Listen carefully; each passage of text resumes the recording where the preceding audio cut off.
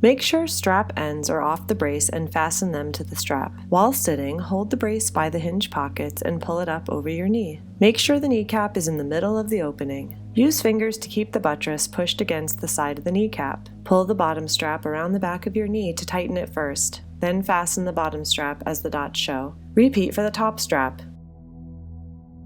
The buttress is now in position and pushes tightly against the side of the kneecap.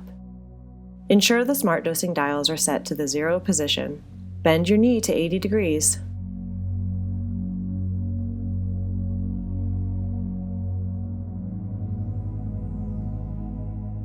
Align the center of the hinge slightly above the middle of your patella. The center of the hinge should be at the midline of the leg.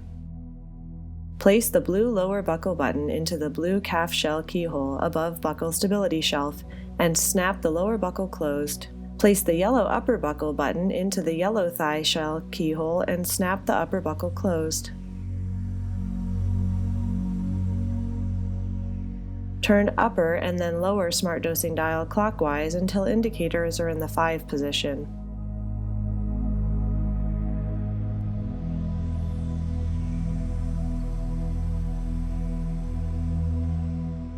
For the unloader 1, ask the patient to sit down with the leg extended. Have them turn both SmartDosing dials counterclockwise until the indicator is at the 0 position to release tension on the DFS straps.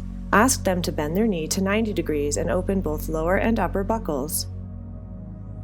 Pull the buckle buttons out of keyholes.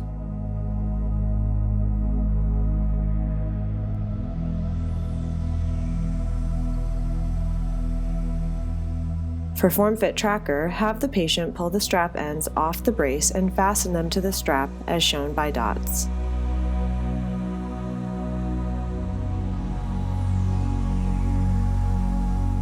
Hold the brace by the hinge pockets, then pull it down to take it off.